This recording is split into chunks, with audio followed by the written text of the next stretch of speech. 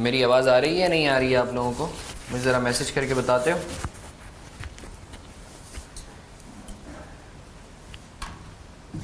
चलो अच्छी बात है यार। Sorry for actually joining all of you bit late.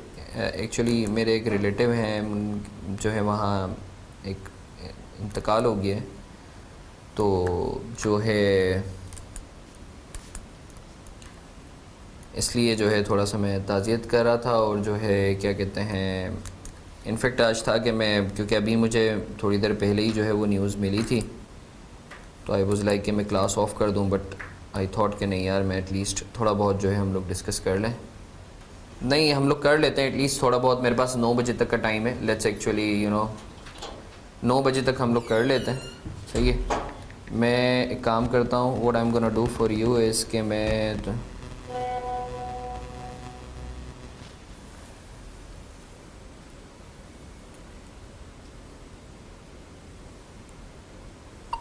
जिन्होंने तुम्हें डायरेक्ट भेजा था वो कहाँ है? जिन्होंने तुम्हें डायरेक्ट भेजा है उसकी लिस्ट कहाँ है?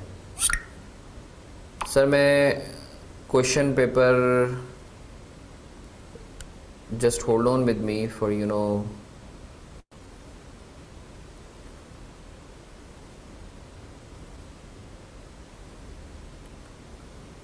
नहीं नहीं,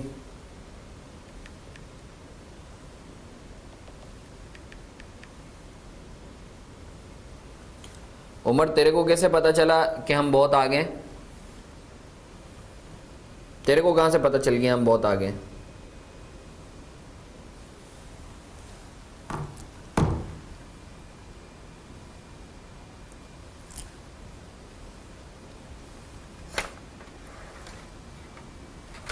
हाँ यार, असल में जो है ना, मैं चाह रहा हूँ कि एटलीस्ट जो है ना वो क्या कहते हैं, जो है क्या कहते हैं, अच्छा मैंने तुम लोगों को कंसोलिडेशन के हैंडआउट की जो है वो पिक्चर भेज दी है। असल में जो है दिसंबर के महीने में ना कुछ चीज़ें हैं, तो जो है क्या कहते हैं, शायद हो सकता है कि मेरी ट्रैवलिंग भी होगी, तो दिसंबर के महीने में ना शायद मैं क्लास ना ले पाऊँ। तो इसलिए जो है मैं चाह रहा हूँ कि बीच में 1-1.5 हफ्ते का तुम लोगों को टाइम मिलेगा तो अच्छा है। मैं जितना ज़्यादा तुम लोगों को करवा सकता हूँ ना उतना ज़्यादा करवा दूँ, ताकि तुम्हारे पास प्रैक्टिस के लिए मटीरियल हो। अगर हम ऑफ भी करते हैं ना तो उसमें तुम लोग प्रैक्टिस कर सको, क्योंकि जब मैं ट्रैवल कर रहा हूँगा तो फिर मैं तुम लोगों के प्रैक्टिस सेशंस लगा लूँगा। तो इसलिए मैं चाह रहा हूँ कि हम लोग जितना जल्द से जल्द हो सकता है चीज़ों को जो है वो देखें। अच्छा सर, बिस्मिल्लाहिर्रहमानिर्रहीम, बिस्मिल्लाहिर्रहमानिर्रहीम। Let's have a quick look at this scenario.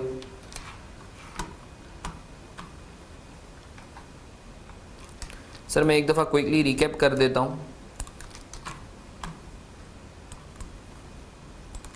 अच्छा सर, बिस्मिल्लाहिर्रहमानिर्रहीम। रब्बिश रह ली सदरी वयस्सिर ली अमरी वहलुल उक़दतम मिन लिसानी यफ़क़हू क़ौली।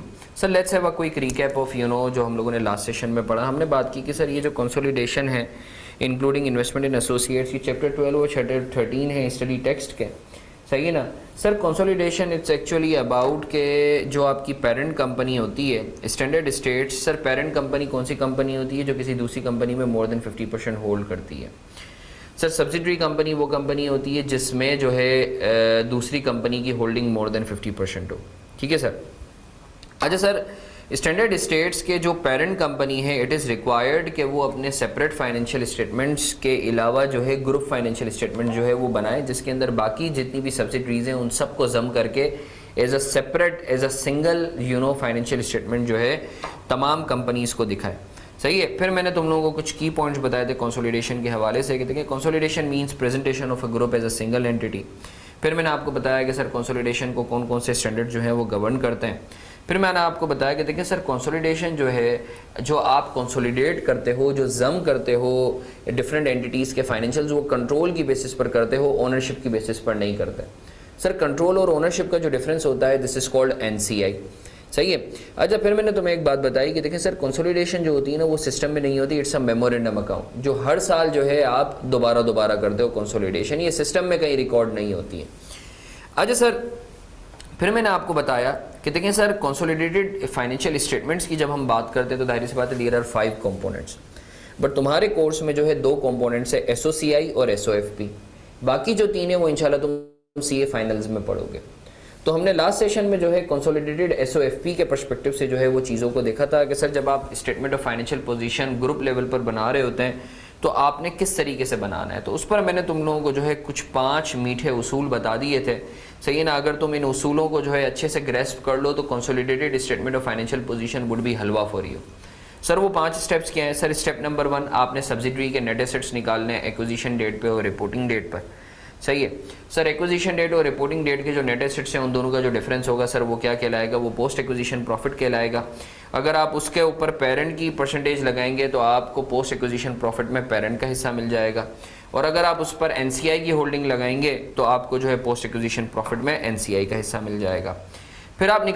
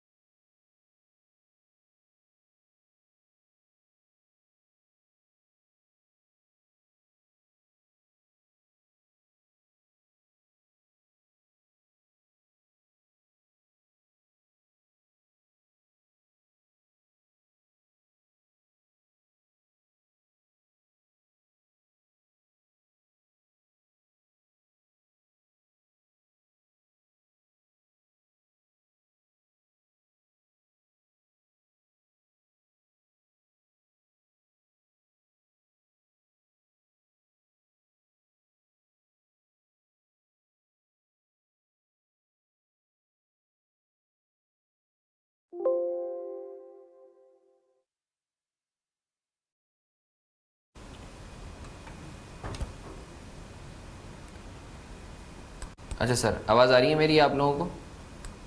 आवाज़ आ रही है अब सर?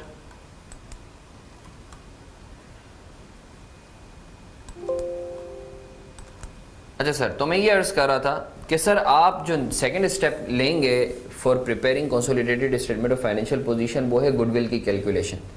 सर गुडविल क्या है? सर गुडविल आसान सी चीज़ है कि सर आपको कितना शेयर मिल रहा है किसी भी कंपनी के एसेट में, और आप उसके बस कितना पे कर रहे हो। अगर तो सर लेट से आपको शेयर मिल रहा है 100 रुपये का और आप पे कर रहे हो ज़्यादा, ठीक है ना, तो सर उन दोनों का डिफरेंस जो होगा वो गुडविल होगा और वो एसेट के तौर पे जो है बैलेंस शीट में शो होगा। अच्छा सर, अगर लेट से आपको शेयर मिल रहा है 100 रुपये का मगर आप पे कम कर रहे हो तो ये नेगेटिव गुडविल है जिसको हम बार्गेन परचेज इनकम भी कहते हैं, और ये आपकी पीएनएल में शो होती है। फिर मैंने तुम्हें बताया कि देखें सर गुडविल कैलकुलेट करने के 2 तरीके हैं, फुल गुडविल मेथड और प्रोपोर्शनेट गुडविल मेथड या पार्शियल गुडविल मेथड। अभी हम लोग पार्शियल गुडविल मेथड पे बात करते हैं। सर फुल गुडविल मेथड क्या होता है सर, उसके ऊपर हम बात करेंगे जब तुम्हारा ईमान थोड़ा सा पक्का हो जाए। अच्छा, फिर हमने बात की कि sir next step is to calculate NCI. NCI आपने निकालनी होती है। सर एनसीआई कैसे निकालते हैं आप? सर एनसीआई होता क्या है sir? It's actually a share of non controlling share holders in the subsidiary. Sir NCI कैसे निकलता है सर? 100% में से जितनी पेरेंट की होल्डिंग हो वो माइनस कर दो तो एनसीआई आ जाएगा। सर एनसीआई रिपोर्टिंग डेट पर कैसे कैलकुलेट होता है? सर एक्विजिशन डेट पे एनसीआई कितना है, सही है सर, वो कैसे निकलता है? एनसीआई की जो भी परसेंटेज हो उसको नेट एसेट्स से मल्टीप्लाई कर दो तो आपके पास एनसीआई आ जाएगा एक्विजिशन डेट पे। उसमें पोस्ट एक्विजिशन प्रॉफिट आज तक का जो है एनसीआई का वो ऐड कर दो तो आपके पास आज तक की एनसीआई आ जाएगी। Sir next is group reserve. Sir group reserve आप कैसे कैलकुलेट करते हैं? सर जो भी पेरेंट की रिटेन अर्निंग है उसके अंदर जो पेरेंट की पोस्ट एक्विजिशन प्रॉफिट है में हिस्सा है सब्सिडरी में, जो पोस्ट एक्विजिशन प्रॉफिट है सब्सिडरी का उसमें जो पेरेंट का हिस्सा है वो ऐड ऑन कर दो तो आपके पास ग्रुप रिजर्व्स आ जाएंगे। Sir last but not the least step, sir आप कंसोलिडेटेड एसओएफपी बनाते हैं, उसमें आप तमाम कंपनीज के जितने भी लाइन आइटम्स हैं उन सबको सम कर लेते हैं टोटल बेसिस पे। एक मजे की चीज़ है, याद रखें कि जो इन्वेस्टमेंट इन सब्सिडरी पेरेंट की स्टैंड अलोन और या सेपरेट बुक्स में आ रही हैं और जो सब्सिडरी की स्टैंड अलोन बुक्स में उसका शेयर कैपिटल और रिटेन अर्निंग आ रहा है वो कंसोलिडेटेड फाइनेंशियल्स में नहीं आता, वो एक दूसरे से कैंसल आउट हो जाता है, कंसोलिडेशन करते हुए नॉक ऑफ हो जाता है। सर उसकी एंट्री क्या पास होती है? शेयर कैपिटल या रिटेन अर्निंग सब्सिडरी की डेबिट होती है। जाहिर सी बात है कोई भी चीज़ ऐसे ही नॉक ऑफ नहीं होती, it is pass through the entry. और इन्वेस्टमेंट इन सब्सिडरी जो पेरेंट की बुक्स में आ रही होती है वो क्रेडिट होती है। तो सर आई होप आपको ये चीज़ क्लियर है। उसके ऊपर सर सर हमने जो है 4 मज़े के क्वेश्चंस किए थे माशाल्लाह, सही है, तुम लोगों ने माशाल्लाह किए, उसमें से जो है कुछ बच्चों ने टेली भी किए। तो सर ये 4 क्वेश्चंस हम लोगों ने किए थे। अब सर अल्लाह का शुक्र है कि हम लोगों की बेसिक्स जो है वो बन गई हैं। अब बस एक एक कॉन्सेप्ट में तुम्हें देता जाऊँगा और हम लोग उसके ऊपर प्रैक्टिस क्वेश्चन करते हुए जाएंगे, ठीक है सर। अब सर आज डेट क्या है? आज डेट क्या है? 27 है sir, 27 November 2023।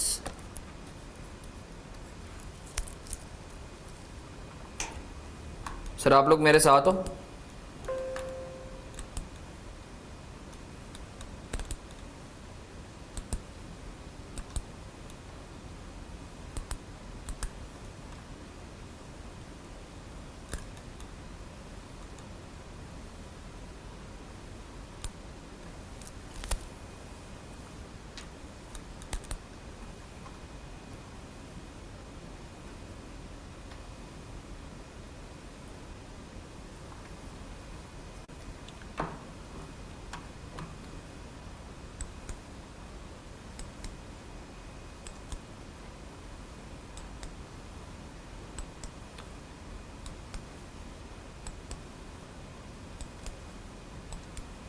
Sir since we are done with the basics, तो अब मैं आप लोगों को एक एक कॉन्सेप्ट देता जाऊंगा और हम लोग करते जाएंगे। अब सर सवाल ये पैदा होता है कि जैसे आपको पता है कि सर जब भी आप जो है क्या कहते हैं इन्वेस्टमेंट करते हो किसी भी कंपनी में, तो ट्रांजैक्शन कॉस्ट जो है सर वो आप क्या करते हो?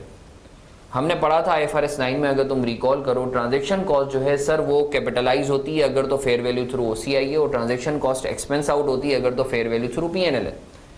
सर नॉर्मली यूजुअली आइडियली जब तुमने अपनी इन्वेस्टमेंट इन सब्सिडरी की होगी तो तुमने ट्रांजैक्शन कॉस्ट को क्या करा होगा? कैपिटलाइज किया हुआ होगा, क्योंकि ये स्ट्रेटेजिक इन्वेस्टमेंट है तो तुमने फेयर वैल्यू थ्रू OCI पे रखा होगा। बट कंसोलिडेशन पर्सपेक्टिव से याद रखो, कंसोलिडेशन पर्सपेक्टिव से जो भी ट्रांजैक्शन कॉस्ट होगी वो एक्सपेंस आउट होगी। मैं लिख भी देता हूं treatment of transaction cost related to investment in subsidiary। अब सर आपने सब्सिडरी में कोई इन्वेस्टमेंट की भी है और ऑब्वियसली एज्यूमिंग आपने फेयर वैल्यू थ्रू OCI पे रखा होगा तो आपने ट्रांजैक्शन कॉस्ट को कैपिटलाइज करा होगा।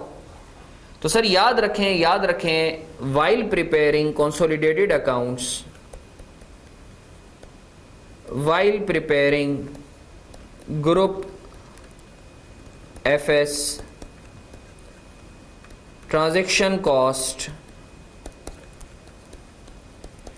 will be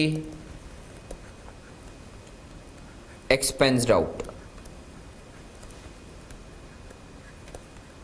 and if it has been capitalized is part of investment, so following entry shall be passed at the time of consolidation। Sir अगर आपने सवाल में दिया हुआ है कि भाई आपने ट्रांजैक्शन कॉस्ट को कैपिटलाइज किया हुआ है तो सर अब आप उसको क्या करेंगे? उसको एक्सक्लूड करेंगे। अब सर मुझे बताएं, जब आपने ट्रांजैक्शन कॉस्ट को कैपिटलाइज किया होगा तो इन्वेस्टमेंट को डेबिट करा होगा। अब जब ट्रांजैक्शन कॉस्ट को आप एक्सपेंस आउट करेंगे तो इन्वेस्टमेंट इन सब्सिडरी को डेबिट करेंगे, क्रेडिट करेंगे, क्योंकि अब ट्रांजैक्शन कॉस्ट को आपने निकालना है ना। सर डेबिट क्या करेंगे? आप PNL तो नहीं बना रहे, आप तो डायरेक्ट SOFP बना रहे हैं, तो आपको पता है टेक्निकली आपको एक्सपेंस आउट करना है। एक्सपेंस आउट करना है तो सर आपको अपने प्रॉफिट को कम करना है। सर जल्दी से बताओ, आप जो इन्वेस्टमेंट इन सब्सिडरी दिखा रहे हो वो पेरेंट की बुक्स में दिखा रहे हो, तो जो आपका प्रॉफिट भी कम होगा वो पेरेंट की बुक्स का होगा। तो हमें पता है हम जब कंसोलिडेटेड फाइनेंशियल्स बनाते हैं तो पेरेंट की जो रिटेन अर्निंग है वो कहाँ शो होती है? सर वो ग्रुप रिजर्व्स में शो होती है। तो जितनी भी आपने ट्रांजैक्शन कॉस्ट कैपिटलाइज की होगी, आप क्या करेंगे, आप ग्रुप रिजर्व्स को डेबिट कर देंगे। टेक्निकली आप इसको एक्सपेंस कर रहे हैं क्योंकि कोई आप पीएनएल तो नहीं बना रहे, तो आप ग्रुप रिजर्व्स को डेबिट करेंगे, तो इसका यही मतलब है कि आपने एक्सपेंस को बढ़ा दिया है, और इन्वेस्टमेंट इन सब्सिडरी को क्रेडिट कर देंगे। मैं उम्मीद करता हूं सर आपको क्लैरिटी है, मैं उम्मीद करता हूं सर आपको क्लैरिटी है कि अगर तो सवाल में ट्रांजैक्शन कॉस्ट दी हुई है और बोला हुआ है कि ये कैपिटलाइज हो गई है सेपरेट फाइनेंशियल्स बनाते हुए, तो जब आप कंसोलिडेटेड फाइनेंशियल्स बनाएंगे तो ये एडजस्टिंग एंट्री पास करेंगे कंसोलिडेशन के वक्त, जिसमें जो भी इन्वेस्टमेंट इन सब्सिडी है उसको आप क्रेडिट कर देंगे जितने अमाउंट से ट्रांजैक्शन कॉस्ट है, और ग्रुप रिजर्व्स को डेबिट कर देंगे। सर ग्रुप रिजर्व्स को डेबिट क्यों कर रहे हैं, क्योंकि सर आप एक्सपेंस कर रहे हैं, चूंकि अलग से पीएनएल तो नहीं बना रहे, तो पीएनएल नहीं बना रहे तो सर डायरेक्ट आप क्या करते हैं, ग्रुप रिजर्व्स को कम कर देते हैं, इसका मतलब ये एक्सपेंस आपने बढ़ा दिया। तो सर मैं उम्मीद करता हूं आपको क्लैरिटी है इस कॉन्सेप्ट पे। सर अगर किसी का कोई क्वेश्चन है तो मुझसे बात करो, else we should move on. Sir किसी का कोई क्वेश्चन है तो मुझसे बात करो, else we should move on. Sir आगे बढ़े, आगे बढ़े sir.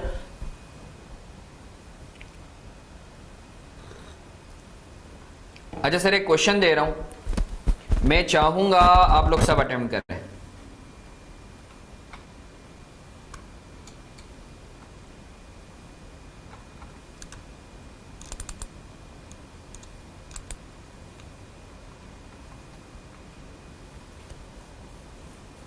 Sir question number 5 attempt करते हैं प्लीज, क्वेश्चन नंबर 5 अटेम्प्ट करते हैं सर प्लीज। हैंडआउट मैंने ग्रुप पे शेयर किया हुआ है, क्वेश्चन नंबर 5 अटेम्प्ट करते हैं सर प्लीज।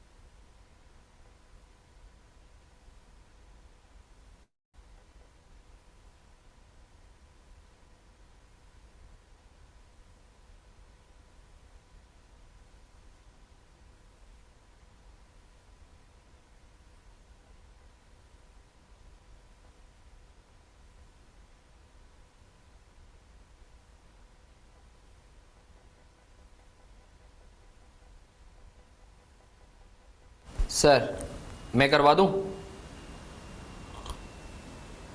मैं करवा दूं सर।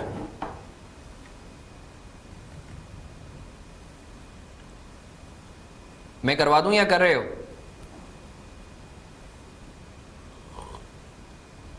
हम लोग नहीं कर रहे। किसी ने टैली किया या नहीं किया? किसी ने टैली किया या नहीं किया? ज़ैनब बेटा किया या नहीं किया?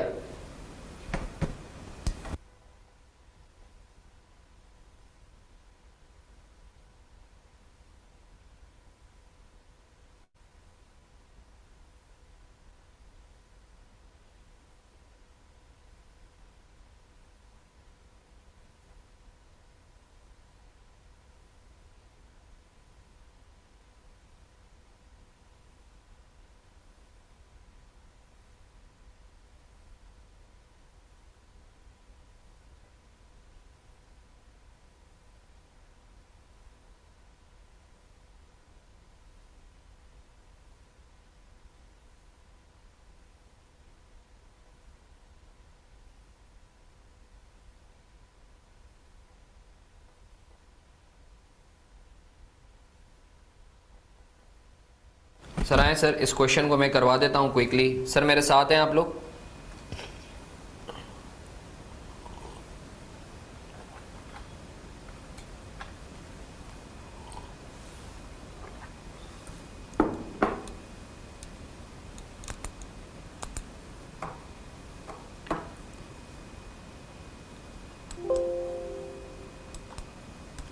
सर बिस्मिल्लाहिर्रहमानिर्रहीम। सर इस क्वेश्चन को जल्दी से हम लोग देख लेते हैं। प्रिपेयर कंसोलिडेटेड एसओएफपी, हमें सर एसओएफपी बनानी है, ठीक है sir. Sir it states HM limited acquired 75% shares of SM Limited by paying 350,000. Retained earning of SM was reported to be 80,000 at the date of acquisition. ये retained earning है subsidiary की at the date of acquisition. Their financial statements 3 years after the date of acquisition are as under. Financial statements ये हैं, PP दिया हुआ है, investments दी हुई हैं, सही है। एचएम की 360,000 जो ऑब्वियसली इसने एसएम में की हुई है। करंट एसेट्स दिए हुए हैं, शेयर कैपिटल दिया हुआ है, रिटेन अर्निंग दी हुई है, लाइबिलिटीज़ दी हुई हैं।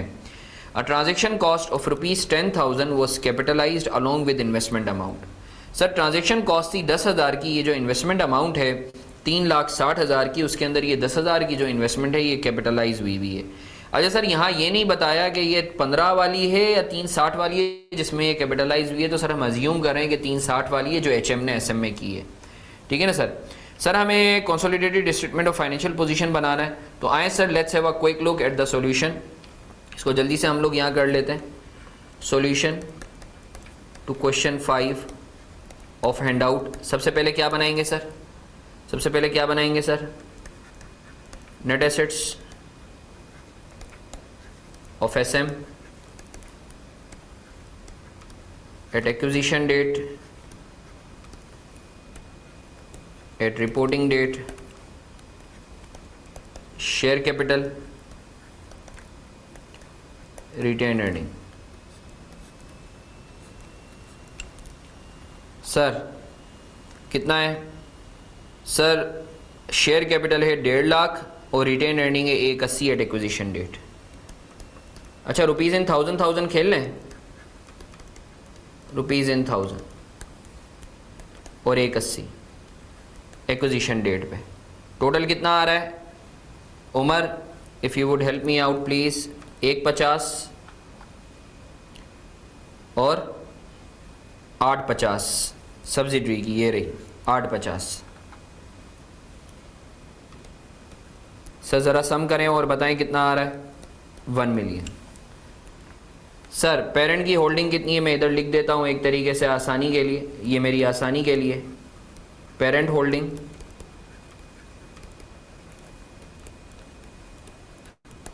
75%, ठीक है सर। अब sir parent share in Pep post acquisition profit कितना है सर? 1 मिलियन माइनस 330 इंटू 75%, बताते हैं कितना आ रहा है?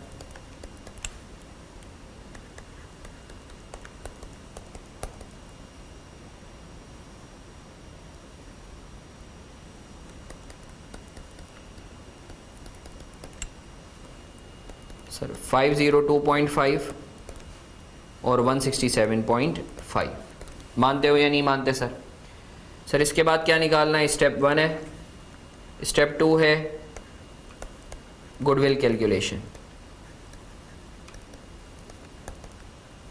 सर जल्दी से बताएंगे, कंसिडरेशन पेड कितनी है, इन्वेस्टमेंट कितनी है? सर 3,60,000 थी, मगर आपको पता है उसमें से 10,000 जो है वो ट्रांजैक्शन कॉस्ट के थे, तो वो तो हमने माइनस करने हैं 350। ठीक है सर। और सर इसके अगेंस्ट हमें नेट एसेट शेयर कितने का मिल रहा है?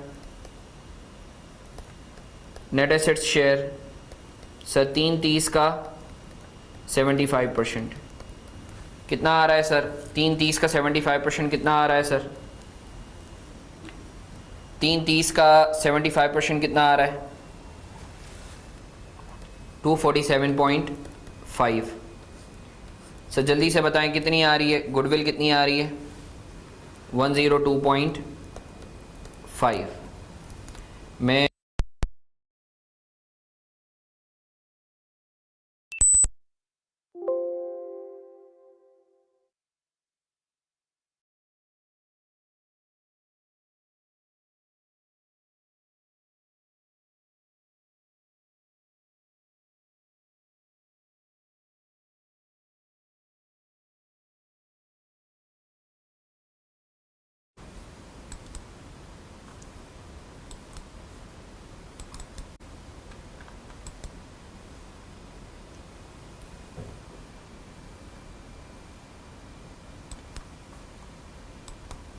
अच्छा sir, quickly moving on working 3 NCI।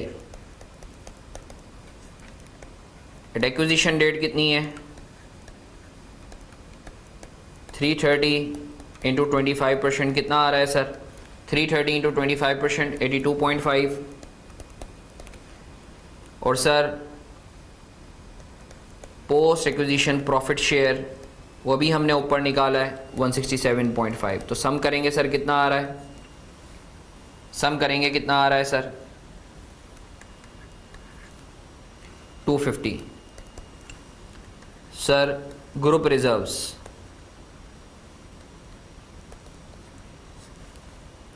Sir parent retain earning कितनी है सर? पेरेंट की रिटेन अर्निंग कितनी है सर? 1510।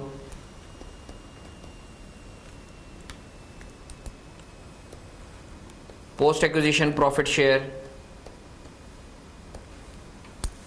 कितना है सर? 502.5। बस इतना ही सर? नहीं सर, अदर एडजस्टमेंट। याद है ना हमने पढ़ा था कि सर ट्रांजैक्शन कॉस्ट को जो है आप इन्वेस्टमेंट से कम करेंगे और ग्रुप रिजर्व्स को भी कम करेंगे।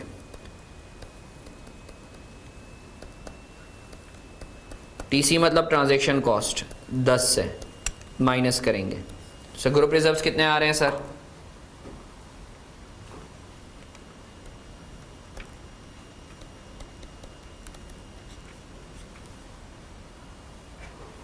$2,002.5। अब सर ये इधर एसेट्स आ जाएंगे,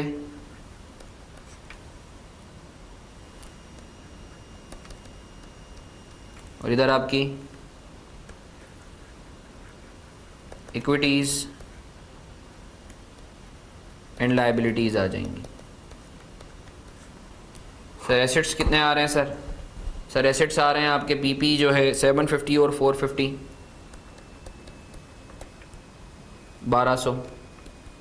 सर इन्वेस्टमेंट्स में सिर्फ और सिर्फ जो है जो सब्सिडरी की बुक्स में इन्वेस्टमेंट्स आ रही है वो आएंगी, क्योंकि जो पेरेंट की बुक्स की इन्वेस्टमेंट है वो तो कैंसिल आउट हो गई होंगी। 15। करंट एसेट्स कितने आ रहे हैं?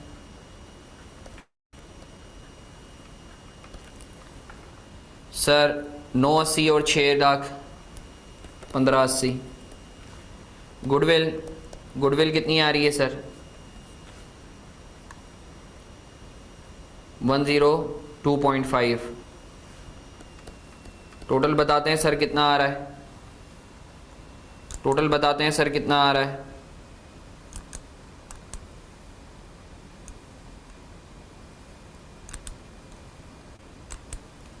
2897.5। अच्छा सर, यहाँ आ जाएगा share capital, group reserves, NCI, liabilities. Share capital sir कितना आएगा? शेयर कैपिटल पेरेंट का आएगा, सब्सिडरी का नहीं आएगा, पेरेंट का आएगा, क्योंकि सब्सिडरी का share capital would be cancelled out. 450। Group reserves कितना है? 2002.5। एनसीआई कितना है? 250। लायबिलिटीज़ कितनी है सर? 65 और 130, 195। टोटल कितना आ रहा है सर? 2897.5। सर मैं उम्मीद करता हूँ आपको क्लैरिटी है, मैं उम्मीद करता हूँ सर आपको क्लैरिटी है। सर एंट्रीज़ बना लेते हैं, एंट्रीज़ बना लेते हैं आपकी नॉलेज के लिए। जब हमने कंसोलिडेशन की होगी तो एक एंट्री हमने पास की होगी, जाहिर सी बात है अकाउंट्स में कोई भी चीज़ ऐसे नहीं जाती without passing entry. Group reserves debit, investment in SM credit 10 से। याद है ना, हमने इन्वेस्टमेंट को 360 से 350 पे दिखाया था, तो वो इस एंट्री की वजह से दिखाया था। और सर एक और एंट्री पास होगी, कैपिटल सब्सिडरी का, रिटेन अर्निंग सब्सिडरी की डेबिट, और investment in SM credit sir कितने से? 350 से ये, और बाकी वो जो डेबिट हुए हैं वो कितने से हुए हैं? 150 और 180, 150 और 180। बट जाहिर सी बात है कि सर ये जो आपने कंपनी ख़रीदी है इसके साथ आपने गुडविल भी पे की है 102.5, और इन दोनों का जो डिफरेंस है उससे एनसीआई आपके ऊपर एक बल्ली भी आ रही है सॉर्ट ऑफ। सर एनसीआई कितने की है? 82.5। देखें सर एंट्री टैली हो रही है, एंट्री टैली हो रही है। जाहिर सी बात है ना, एनसीआई और गुडविल आपने कैलकुलेशन में दिखाई है, बट जाहिर सी बात है nothing can be entered into financial statements except for कि आपने कोई एंट्री पास की हो। तो सर बैक एंड पे ये एंट्री पास हुई है कंसोलिडेशन करते हुए, जिसकी वजह से सर मैं उम्मीद करता हूँ आपको क्लैरिटी, मैं उम्मीद करता हूँ सर आपको clarity. If anyone has got any confusion please feel free to ask. Zainab screenshot लेके बेटा ग्रुप पे डाल दो जल्दी से। आगे बढ़ें, आगे बढ़ें।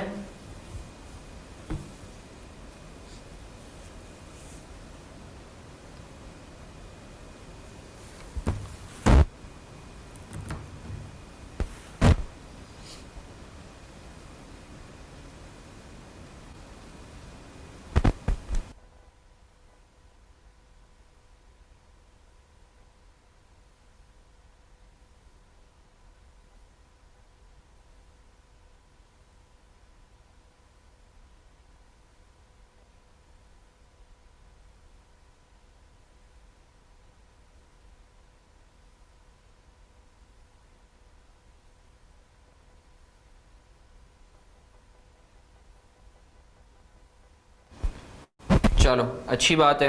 अच्छा सर अब नेक्स्ट कॉन्सेप्ट है, जल्दी से हम लोग देख लेते हैं जो हमारा नेक्स्ट कॉन्सेप्ट है।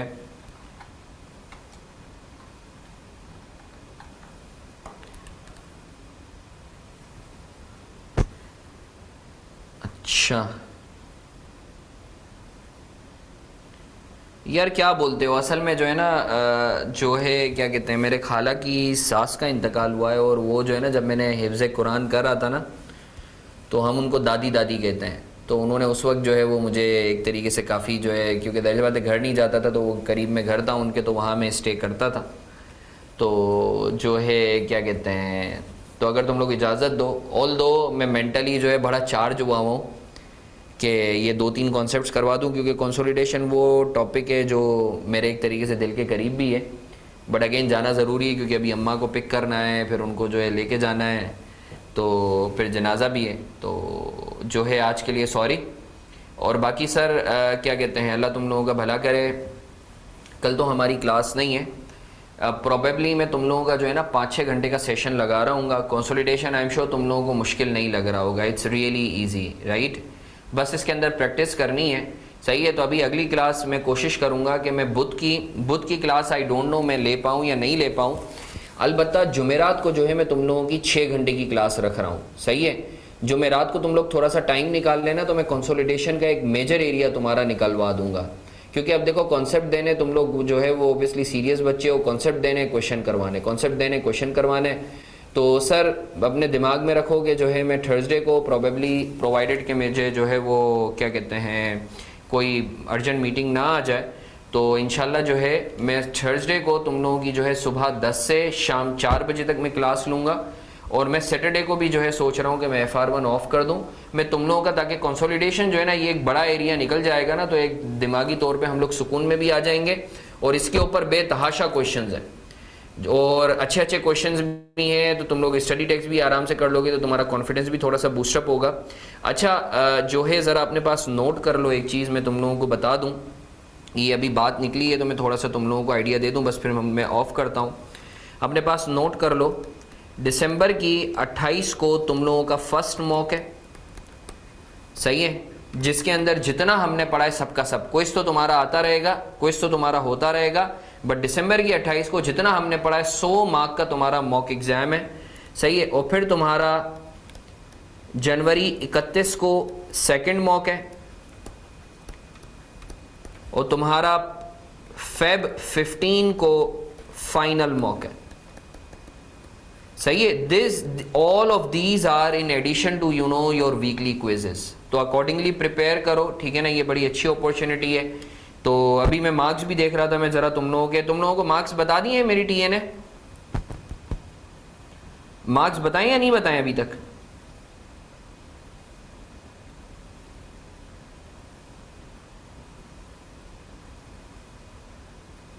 चलो अच्छा, मसला ये है कि जो है ना सिर्फ उमर तूने भी क्विज नहीं दिया और जो है क्या कहते हैं मुस्तफ़ा तूने भी नहीं दिया, अफ़ान तूने भी क्विज नहीं दिया, भाई क्यों नहीं दिया है?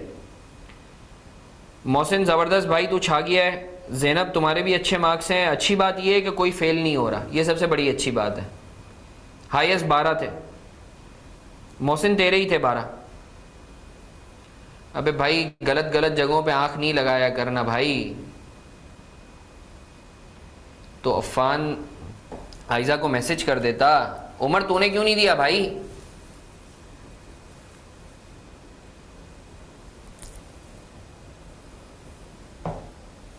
चलो चलो सही है, खैर हो गई, कोई मसला नहीं है। अपना बहुत सारा ख्याल रखो। आज के लिए हम्बल अपॉलॉजीज़, इंशाल्लाह फिर मुलाकात करते हैं, इंशाल्लाह परसों मुलाकात करते हैं बुध को, सही है, और कंसोलिडेशन को आगे बढ़ाते हैं। Thank you so much, thank you, अल्लाह हाफ़िज़।